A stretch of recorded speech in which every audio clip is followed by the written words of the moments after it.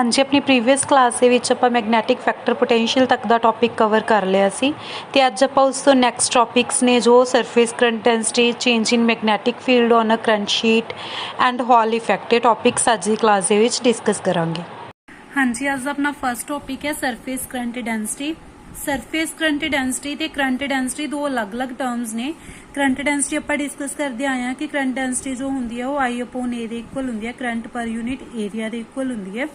But ਜੋ surface current density ਹੈ ਉਹ ਆਪਣੇ ਕੋਲ ਕਿਸ ਦੇ ਇਕੁਅਲ ਹੁੰਦੀ ਹੈ? Surface current density is defined as the current flowing per unit length perpendicular to the flow of current कि जिस डायरेक्शन दे विच करंट फ्लो हो रहा है उस तो परपेंडिकुलर डायरेक्शन दी जो लेंथ है, अगर आप उस करंट नूं उस लेंथ दे नाल डिवाइड करते हैं तो अपने कोल की आंदी है सरफेस करंट डेंसिटी, जिसनों आप के या फिर IU नाल डिनोट कर रहे हैं तो अपने कोल हुंदी है I/L परपेंडिकुलर।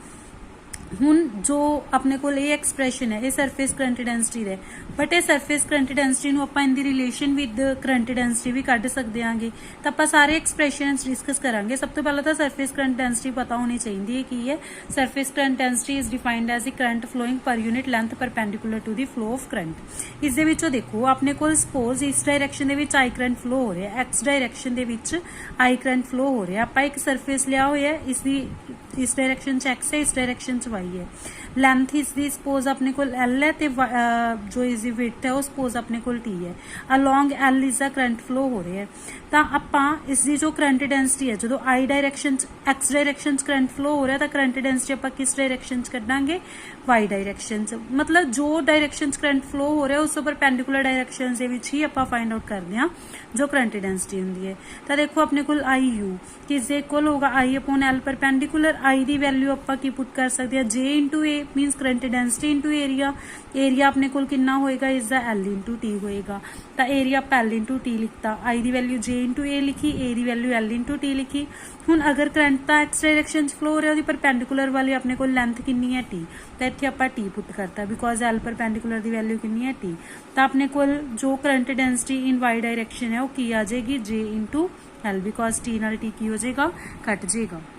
तो जिस भी डायरेक्शन दे विच आपां करंट डेंसिटी फाइंड आउट करनी हुंदी है आपां उस डायरेक्शन दी जो थिकनेस हुंदी है जो भी लेंथ हुंदी है उस दे नाल की कर दिंदे आ? डिवाइड कर दिंदे आ। ते हुण अगर आपां सपोज करो इस दे विच फाइंड आउट करना होवे करंट डेंसिटी नूं, इत्थे अपने कोल जो करंट होएगा वो इस डायरेक्शन च फ्लो कर रहा है, उस तो परपेंडिकुलर डायरेक्शन आ वाली डायरेक्शन परपेंडिकुलर है, मतलब जो आ सर्कुलर फेस बन रहे ने वो करंट दी परपेंडिकुलर डायरेक्शन च ही बन रहे ने। तो जो आपां करंट डेंसिटी कढनी होवे तो वो I/L कादे इक्वल होएगी 2πr दी, बिकॉज ये की है अपने कोल लेंथ कितनी है जो इसकी परपेंडिकुलर डायरेक्शन दी लेंथ कितनी है अपने कोल 2πr।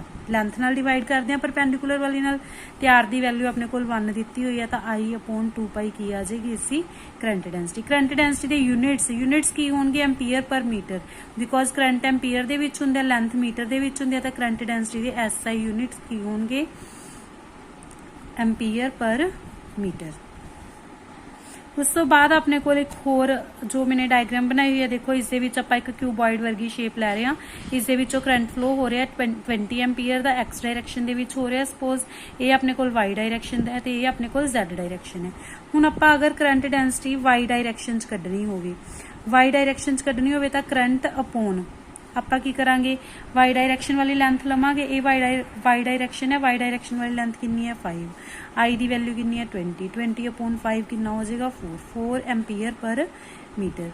बट अगर आपां current density along Z direction कढनी होवे तो आपां की लवांगे I/2 तो अपने कोल कितना आ जाएगा 20/2 मीनस 10, तो 10 एम्पीयर पर मीटर आ जाएगी अलोंग Z डायरेक्शन। तो ये करंट डेंसिटी है सरफेस करंट डेंसिटी, इसनूं कहने हैं surface current density along Y direction along Z direction.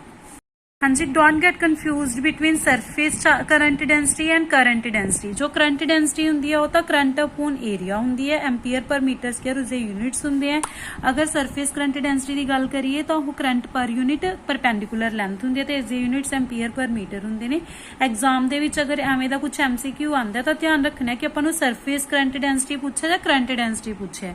कई बार MCQs दे विच आपां नूं आ जांदा what are the units of surface current density या which out of these are units of surface current density. तो अगर करंट डेंसिटी है यूनिट्स एम्पीयर पर मीटर ने, अगर ਸਰਫੇਸ ਕਰੰਟ ਡੈਂਸਿਟੀ ਤਾਂ ਉਹਦੇ ਯੂਨਿਟਸ ਐਂਪੀਅਰ ਪਰ ਮੀਟਰ ਨੇ, ਤੇ ਅਗਰ ਕੱਲੀ ਕਰੰਟ ਡੈਂਸਿਟੀ ਹੈ ਉਸਦੇ units ampere per metre square. ਜੀ ਹੁਣ ਆਪਣਾ ਨੈਕਸਟ ਟੌਪਿਕ ਹੈ change in magnetic field at a current sheet. ਆਪਾਂ ਇੱਕ ਸ਼ੀਟ ਲਈ ਜਿਸ ਦੇ ਵਿੱਚੋਂ ਕਰੰਟ ਫਲੋ ਕਰ ਰਿਹਾ ਹੈ, ਇਹ ਸ਼ੀਟ ਦੇ ਵਿੱਚ ਆਪਾਂ ਚੇਂਜ ਇਨ ਮੈਗਨੈਟਿਕ ਫੀਲਡ ਕੱਢਣਾ ਹੈ, ਮਤਲਬ ਦੋ ਪੁਆਇੰਟਸ ਦੇ ਵਿੱਚ ਦੋ ਸਰਫੇਸਿਸ ਦੇ ਉੱਪਰ ਮੈਗਨੈਟਿਕ ਫੀਲਡ ਦਾ ਡਿਫਰੈਂਸ ਕੱਢਣਾ ਹੈ, ਆਪਾਂ ਇਹ ਵੀ ਕਹਿ ਸਕਦੇ ਹਾਂ। ਤਾਂ ਜੋ ਇਹ ਸ਼ੀਟ ਲਈ ਹੈ, ਵੈਸੇ ਤਾਂ ਇਹ ਕਿਊਬੋਇਡਲ ਟਾਈਪ ਸ਼ੀਟ ਹੈ, ਬਟ ਇਸ ਦੀ ਥਿਕਨੈਸ ਆਪਾਂ ਬਹੁਤ ਥੋੜੀ ਲੈ ਕੇ ਚੱਲ ਰਹੇ ਹਾਂ, ਮਤਲਬ ਸ਼ੀਟ ਹੈ ਤਾਂ ਇਹਦੀ ਥਿਕਨੈਸ ਬਹੁਤ ਥੋੜੀ ਹੋਊਗੀ। ਸਪੋਜ਼ ਇਹ ਥਿਕਨੈਸ ਟੀ ਹੈ ਜੋ ਅਪਰੋਚਿਸ ਟੂ 0 ਹੈ, ਮਤਲਬ ਬਹੁਤ ਥੋੜੀ ਥਿਕਨੈਸ ਹੈ, ਠੀਕ ਹੈ। ਤਾਂ ਇਹ ਸ਼ੀਟ ਆਪਾਂ ਇਸ ਕੋਆਰਡੀਨੇਟ ਸਿਸਟਮ ਦੇ ਵਿੱਚ ਪਲੇਸ ਕਰਤੀ, ਐਕਸ ਡਾਇਰੈਕਸ਼ਨ 'ਚ ਕਰੰਟ ਫਲੋ ਹੋ ਰਿਹਾ ਹੈ, ਤਾਂ ਇਹ ਵਾਈ ਡਾਇਰੈਕਸ਼ਨ ਹੋ ਗਈ, ਇਹ ਜ਼ੈਡ ਡਾਇਰੈਕਸ਼ਨ ਹੋ ਗਈ, ਠੀਕ ਹੈ। ਹੁਣ ਹਰ ਇੱਕ ਸਰਫੇਸ ਦਾ, ਇਸਦਾ ਚਾਹੇ ਇਹ ਵਾਲਾ ਸਰਫੇਸ ਹੈ, ਇਸਦਾ ਚਾਹੇ ਇਹ ਫੇਸ ਹੈ, ਸਾਰੇ ਫੇਸਿਸ 6 ਫੇਸਿਸ ਨੇ, ਹਰ ਇੱਕ ਦਾ ਆਪਣਾ ਆਪਣਾ ਮੈਗਨੈਟਿਕ ਫੀਲਡ ਹੋਏਗਾ, ਠੀਕ ਹੈ।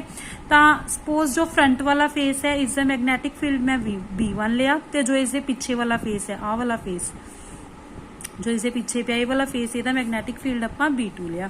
ਮੈਗਨੈਟਿਕ ਫੀਲਡ ਅਪਵਰਡ ਡਾਇਰੈਕਸ਼ਨ ਦੇ ਵਿੱਚ ਹੋਏਗਾ, ਠੀਕ ਹੈ ਇਸਦਾ। ਹੁਣ ਅਗਰ ਆਪਾਂ ਦੇਖੀਏ ਆਪਾਂ ਕੀ ਕਰਨਾ ਹੈ, ਚੇਂਜ ਇਨ ਮੈਗਨੈਟਿਕ ਫੀਲਡ ਕੱਢਣਾ ਹੈ। ਆਪਾਂ ਚੇਂਜ ਇਨ ਮੈਗਨੈਟਿਕ ਫੀਲਡ ਕੱਢਣ ਦੇ ਲਈ ਇਸ ਦੇ ਵਿੱਚ ਇੱਕ ਲੂਪ ਲੈ ਕੇ ਚੱਲਦੇ ਹਾਂ, ਠੀਕ ਹੈ। ਇਹ ਲੂਪ ABCD ਹੈ, ABCD ਇਜ਼ ਅ ਲੂਪ, ਤੇ ਇਸ ਲੂਪ ਨੂੰ ਯੂਜ਼ ਕਰਕੇ ਆਪਾਂ change in magnetic field find out ਕਰਨ ਦੀ ਕੋਸ਼ਿਸ਼ ਕਰਾਂਗੇ।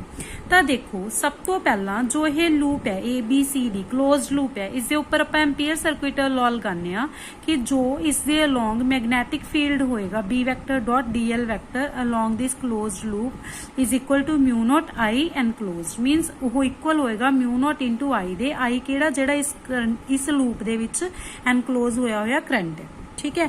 ਇੰਨੀ ਚੀਜ਼ ਸਮਝ ਆ ਰਹੀ ਹੈ।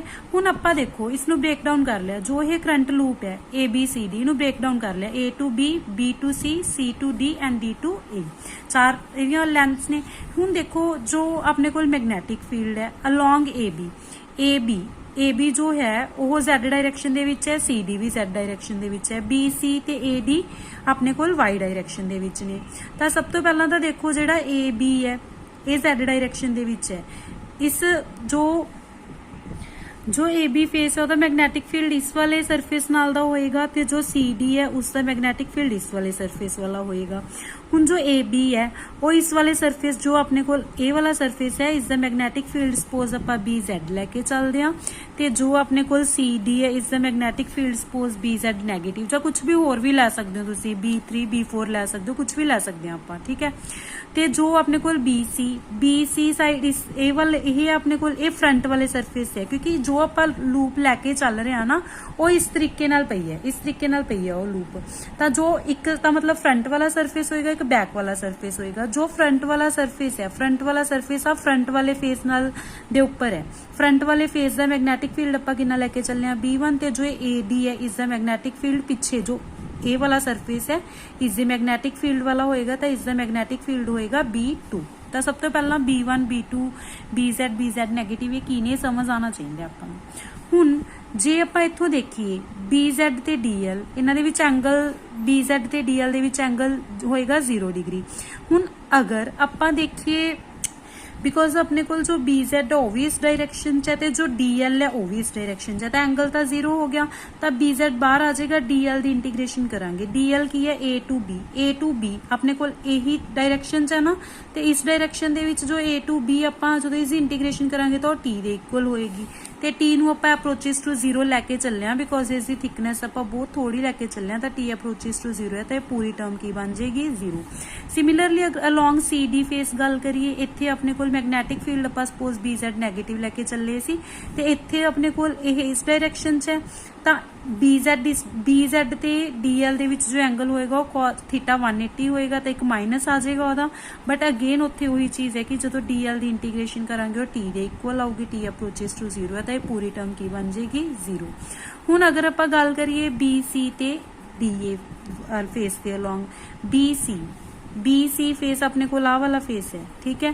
ਇਸ ਦੇ ਵਿੱਚ ਮੈਗਨੈਟਿਕ ਫੀਲਡ ਤਾਂ ਅਪਵਰਡ ਹੈ, ਮੈਗਨੈਟਿਕ ਫੀਲਡ ਅਪਵਰਡ ਹੈ, ਤੇ BC ਜੋ ਲੈਂਥ ਹੈ ਉਹ ਡਾਊਨਵਰਡ ਹੈ, ਤਾਂ ਆਪਣੇ ਕੋਲ B1 ਤੇ DL ਦੇ ਵਿੱਚ ਐਂਗਲ ਕਿੰਨਾ ਹੋ ਗਿਆ 180 ਡਿਗਰੀ, ਤਾਂ ਆਪਣੇ ਕੋਲ ਕੀ ਆ ਜਾਏਗਾ -B1 DL। ਸਿਮਿਲਰਲੀ ਜੋ D2A ਹੈ, D2A ਦੇ ਵਿੱਚ ਲੈਂਥ ਵੀ ਉਸੇ ਡਾਇਰੈਕਸ਼ਨ 'ਚ, ਮੈਗਨੈਟਿਕ ਫੀਲਡ ਵੀ ਅਪਵਰਡ ਹੀ ਲੈ ਕੇ ਚੱਲੇ ਆ ਆਪਾਂ, ਤਾਂ ਇੱਥੇ ਐਂਗਲ ਕਿੰਨਾ ਹੋ ਜਾਏਗਾ 0 ਡਿਗਰੀ। ਇੱਥੇ ਆਪਣੇ ਕੋਲ mu naught ਕਰੰਟ ਐਨਕਲੋਜ਼ਡ ਜੋ ਐਨਕਲੋਜ਼ਡ ਕੀਤਾ ਹੋਇਆ ਕਰੰਟ ਹੈ। वैल्यूज़ पुट कीतियां, उस बाद इंटीग्रेशन कर ली, माइनस डी एल की इंटीग्रेशन करांगे एल ही आ जाएगी बिकॉज आप सपोज जो ये लेंथ है इसनों एल लैके चल रहे हैं। ठीक है, तो अपने को जो डी एल की इंटीग्रेशन एल आ जाएगी, इत्थे भी एल आ जाएगी। म्यू नॉट आई एनक्लोज, हुण इत्थे अपने कोल जो आई एनक्लोज्ड है इसकी वैल्यू आप पुट करनी है। ठीक है, आई एनक्लोज्ड की वैल्यू आप पुट करांगे। तो देखो सब तो पहला जो आई एनक्लोज्ड है वो अपने कोल करंट है, जो करंट हुंदा अपने कोल density, current density into area दे इक्वल, तो करंट डेंसिटी इंटू एरिया लिख लेने। हुण एरिया की है, जो आप लूप लैके चले इहदी विड्थ टी है, लेंथ एल है, तो इसका एरिया कितना हो जाएगा एल इंटू टी, तो इत्थे अपने कोल एल इंटू टी आ जाएगा एरिया की जगह ते। इत्थे तक समझ आ रही है। हुण देखो जो अपने कोल करंट सरफेस करंट डेंसिटी हुंदी है, सरफेस करंट डेंसिटी आपां की फाइंड आउट करांगे, सरफेस करंट डेंसिटी आपां किस डायरेक्शन च फाइंड आउट करांगे, surface current density along Y direction find out करांगे बिकॉज जो अपने कोल इत्थे मैगनैटिक फील्ड ने B1 ते B2 ये अलोंग वाई डायरेक्शन वाले मैगनैटिक फील्ड ने, बिकॉज Z वाले तो कैंसल आउट हो गए, तो surface current density along Y direction कढना, तो आप वाई डायरेक्शन वाली लेंथ नाल ही डिवाइड करांगे। आप ये चीज कीती सी, जिस डायरेक्शन च कढदे आ उस डायरेक्शन वाली लेंथ दे नाल आप डिवाइड कर लैंदे आ, तो आई अपॉन एल आ जाएगा। आई दी वैल्यू की है J into L into T, तो फिर ओवर एल नाल एल कट जाएगा, तो सरफेस करंट डेंसिटी की वैल्यू कितनी हो जाएगी J इंटू टी। तो इत्थे J इंटू टी नूं आपां की पुट कर सकते हैं, surface current density that is I you, तो एल अपने को एज इट इज बच जाऊगा, इधर अपने को एल कॉमन आएगा, एल कट जाएगा, तो ये अपने को चेंज इन मैगनैटिक फील्ड किस इक्वल आ गया mu naught into I U. What is I U here, I U is the surface current density. तो अगर आप चेंज इन मैगनैटिक फील्ड कढना होवे तो mu naught into surface current density दे इक्वल हुंदा है। चेंज इन मैगनैटिक फील्ड जिस डायरेक्शन च कढना है आपां, जिवें B1 B2 अपने को अलोंग वाई वाला सीगा, change in magnetic field along Y direction हो गया, तो आप डायरेक्ट जो करंट डेंसिटी है वो भी वही डायरेक्शन वाली लेके चलांगे। तो ये अपने को मतलब टॉपिक इंपॉर्टेंट है, न्यूमेरिकल्स दे लई भी इंपॉर्टेंट है। कई बार आपां नूं जिवें कोई भी चार इहदे विच वेरीएबल्स ने, 3 वेरीएबल्स दे के फोर्थ फाइंड आउट करन दे लई कह देन, जां आपां मतलब किसी भी तरीके नाल कुछ भी आपां नूं वैल्यू फाइंड आउट करनी होवे, तो ये अपने को टॉपिक इंपॉर्टेंट है। एक्सप्रैशन याद रखना है, तो थोड़ा डेरीवेशन भी पता लगी कि किवें करनी है आपां।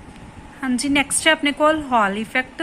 जो हॉल इफेक्ट है ये मतलब की चीज़ हुंदी है, इहदे विच की अपने कोल की आप फाइंड आउट कर सकते हैं। इस तो आप पूरा सारा कुछ डिस्कस करांगे कि इफेक्ट हुंदा की है, इसकी एप्लीकेशंस की ने। ठीक है, तो सब तो पहला सुजैसट किया E.H. हाल नाम के एक साइंटिस्ट ने, तो E.H. हाल ने इफेक्ट दिता सी, तो उन्होंने नेम ते ਇਹਦਾ इफेक्ट का नेम पै गया हॉल इफेक्ट।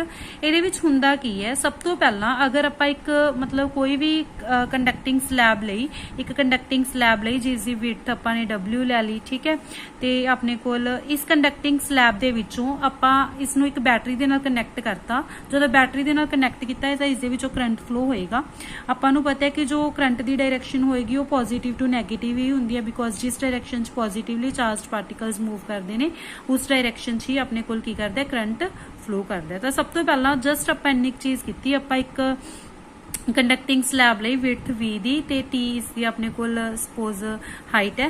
ਤਾਂ ਇਸ ਕੰਡਕਟਿੰਗ ਸਲੈਬ ਦੇ ਵਿੱਚੋਂ ਆਪਾਂ ਬੈਟਰੀ ਨਾਲ ਕਨੈਕਟ ਕਰਕੇ ਕਰੰਟ ਫਲੋ ਹੋਣ ਲਗਾਤਾ। ਠੀਕ ਹੈ, ਇਸ ਦੇ ਵਿੱਚ Q ਸਪੋਜ਼ ਹਰ ਇੱਕ ਪੋਜ਼ਿਟਿਵ ਚਾਰਜ ਤੇ ਪੋਜ਼ਿਟਿਵ ਪਾਰਟੀਕਲ ਤੇ ਚਾਰਜ ਹੈ, ਤੇ V ਵੈਲੋਸਿਟੀ ਹੈ ਜਿਸ ਵੈਲੋਸਿਟੀ ਨਾਲ ਇਹ ਮੂਵ ਕਰ ਰਹੇ ਨੇ ਜੋ ਚਾਰਜ ਕੈਰੀਅਰਸ ਨੇ। ਠੀਕ ਹੈ, ਤਾਂ ਇਸ ਡਾਇਰੈਕਸ਼ਨ ਦੇ ਵਿੱਚ ਕਰੰਟ ਫਲੋ ਹੋ ਰਿਹਾ ਹੈ, ਕਰੰਟ ਫਲੋ ਹੋ ਰਿਹਾ। ਠੀਕ ਹੈ, ਉਸ ਤੋਂ ਬਾਅਦ ਆਪਾਂ ਕੀ ਕਰਦੇ ਹਾਂ, ਆਪਾਂ ਇਸ ਤੇ ਐਕਸਟਰਨਲ ਮੈਗਨੈਟਿਕ ਫੀਲਡ ਲਗਾ ਦਿੰਦੇ ਹਾਂ, ट्रांसवर्स मैगनैटिक फील्ड लगा देने। ट्रांसवर्स मैगनैटिक फील्ड जो होंगे वो परपेंडिकुलर डायरेक्शन च लगा रहे हैं। आप करंट तो परपेंडिकुलर डायरेक्शन दे विच आपां एक मैगनैटिक फील्ड सैटअप करता।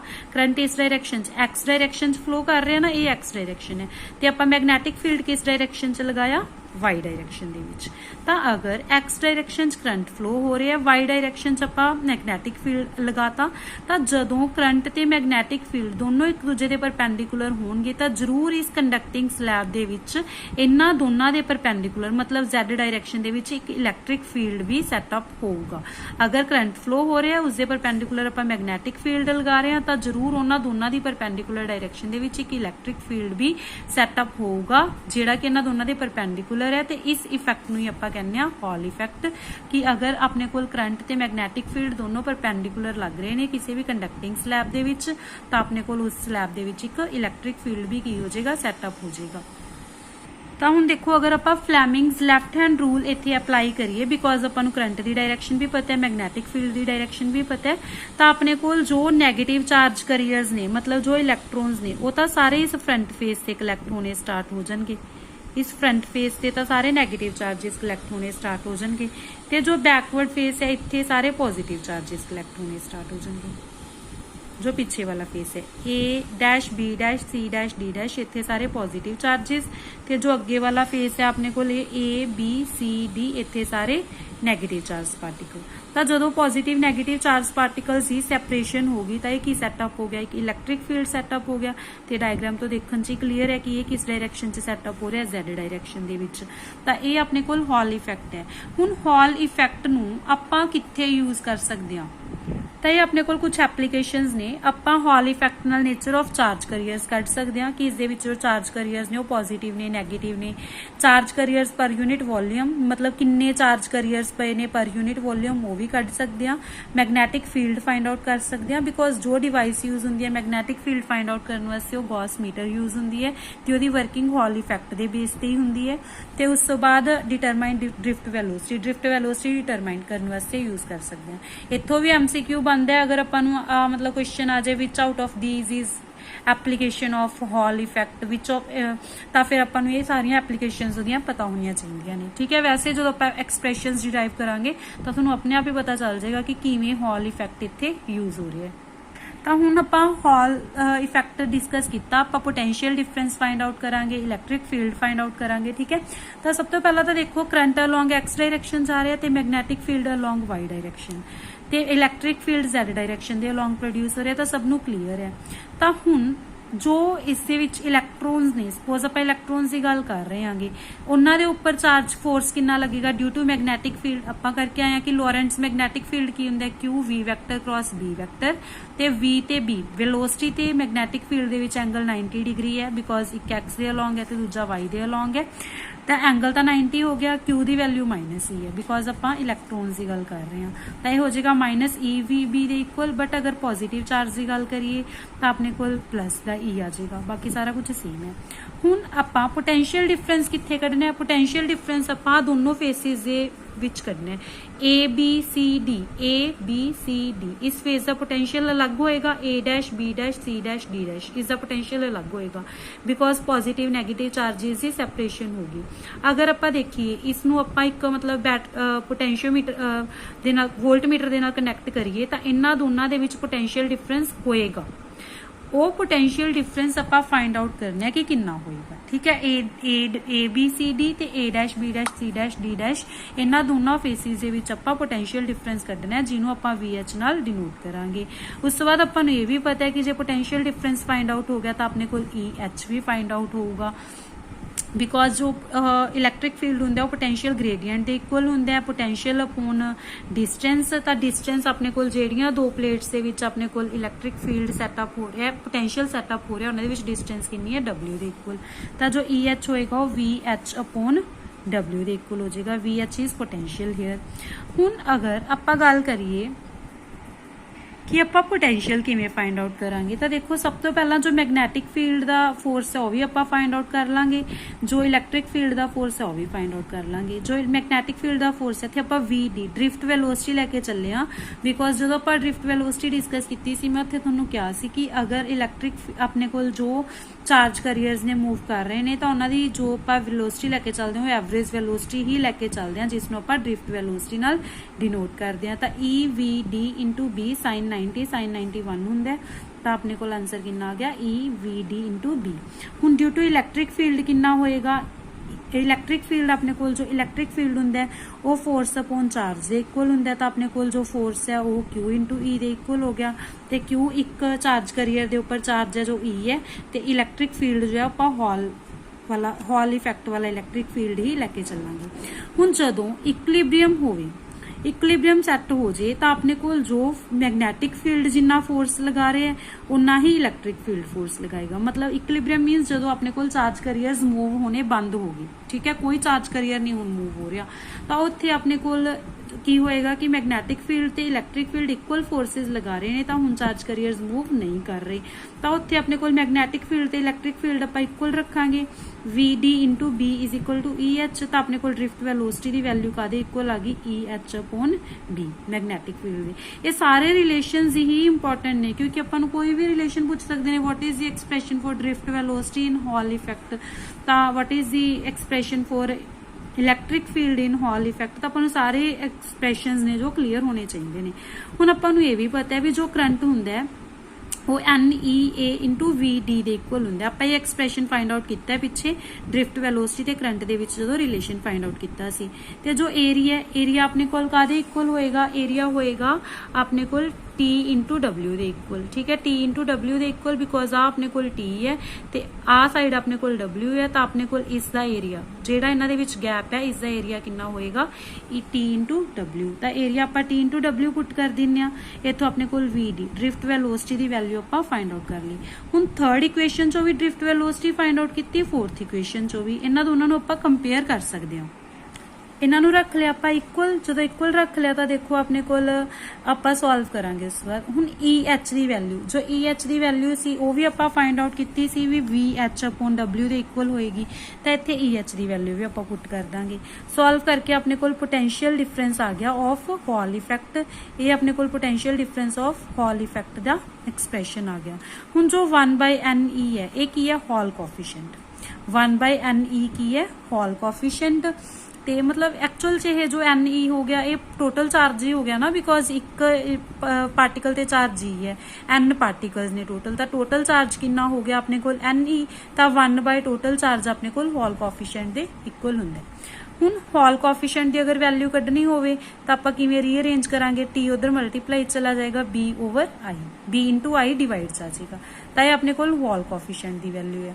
हॉल रेजिस्टेंस कड्ढनी होवे ਆਪਾਂ ਨੂੰ ਪਤਾ ਹੈ V = IR ਹੁੰਦਾ, ਤਾਂ R V/I ਦੇ ਇਕੁਅਲ ਹੋ ਜਾਏਗਾ। हॉल इफेक्ट ਦੀ पोटेंशियल डिफरेंस ਦੀ ਵੈਲਿਊ ਪੁੱਟ ਕੀਤੀ ਜੋ ਆਪਾਂ ਇੱਥੇ ਫਾਈਂਡ ਆਊਟ ਕੀਤੀ ਸੀ /I, ਸੋਲਵ ਕਰਕੇ ਆਪਣੇ ਕੋਲ ਕੀ ਆ ਗਈ, हॉल इफेक्ट ਦੀ ਰੈਜ਼ਿਸਟੈਂਸ। ਤੇ ਇਲੈਕਟ੍ਰਿਕ ਫੀਲਡ ਤਾਂ ਆਪਾਂ ਨੂੰ ਪਤਾ ਹੀ ਹੈ ਵੀ ਇਲੈਕਟ੍ਰਿਕ ਫੀਲਡ ਕਾਦੇ ਇਕੁਅਲ ਹੁੰਦਾ ਆਪਣੇ ਕੋਲ VH/W ਦੇ ਇਕੁਅਲ, ਤਾਂ ਇਹ ਆਪਣੇ ਕੋਲ ਇਲੈਕਟ੍ਰਿਕ ਫੀਲਡ ਦੀ ਵੈਲਿਊ ਵੀ ਫਾਈਂਡ ਆਊਟ ਕਰ ਸਕਦੇ ਹਾਂ ਅਗਰ ਆਪਾਂ ਇੱਥੇ VH ਦੀ ਵੈਲਿਊ ਪੁੱਟ ਕਰ ਦਈਏ। ਤਾਂ ਇਹ ਸਾਰੀਆਂ ਵੈਲਿਊਜ਼ ਆਪਣੇ ਕੋਲ ਹॉल ਇਫੈਕਟ ਦੀ ਐਕਸਪ੍ਰੈਸ਼ਨ ਦੇ ਵਿੱਚੋਂ ਇੰਪੋਰਟੈਂਟ ਨੇ, ਜੋ ਵੀ ਆਪਾਂ ਵੈਲਿਊਜ਼ ਫਾਈਂਡ ਆਊਟ ਕੀਤੀਆਂ ਨੇ। ਤੇ ਜੋ ਇਸ ਹॉल ਇਫੈਕਟ ਦੀ ਐਪਲੀਕੇਸ਼ਨਸ ਨੇ ਉਹ ਵੀ ਇੰਪੋਰਟੈਂਟ ਨੇ। ਆਪਾਂ ਨੂੰ ਐਕਸਪ੍ਰੈਸ਼ਨਸ ਤੋਂ ਹੀ ਪਤਾ ਚੱਲ ਰਿਹਾ ਵੀ ਆਪਾਂ ਕੀ ਕੁਝ ਫਾਈਂਡ ਆਊਟ ਕਰ ਸਕਦੇ ਹਾਂ, number of charge carriers find out ਕਰ ਸਕਦੇ ਹਾਂ, ਆਪਾਂ ਨੇਚਰ ਫਾਈਂਡ ਆਊਟ ਕਰ ਸਕਦੇ ਹਾਂ। ਜੇ ਪੋਜ਼ਿਟਿਵ ਆ ਰਿਹਾ ਤਾਂ ਮਤਲਬ ਪੋਜ਼ਿਟਿਵਲੀ ਚਾਰਜ ਪਾਰਟੀਕਲਸ ਨੇ, ਤੇ ਨੈਗੇਟਿਵਲੀ ਚਾਰਜ ਪਾਰਟੀਕਲਸ ਨੇ, ਨੇਚਰ ਫਾਈਂਡ ਆਊਟ ਕਰ ਸਕਦੇ ਹਾਂ, ਠੀਕ ਹੈ। ਮੈਗਨੈਟਿਕ ਫੀਲਡ ਫਾਈਂਡ ਆਊਟ ਕਰ ਸਕਦੇ ਹਾਂ ਆਪਾਂ ਇੱਥੋਂ। ਡ੍ਰਿਫਟ ਵੈਲੋਸਿਟੀ ਕੈਲਕੂਲੇਟ ਕਰ ਸਕਦੇ ਹਾਂ ਬਿਕੋਜ਼ ਡ੍ਰਿਫਟ ਵੈਲੋਸਿਟੀ ਵੀ ਇਸ ਐਕਸਪ੍ਰੈਸ਼ਨ ਦੇ ਵਿੱਚ ਇਨਵੋਲਵਡ ਹੈ। ਤਾਂ ਆਪਾਂ ਸਾਰੀਆਂ ਵੈਲਿਊਜ਼ ਇਸ ਦੇ ਵਿੱਚੋਂ ਫਾਈਂਡ ਆਊਟ ਕਰ ਸਕਦੇ ਹਾਂ।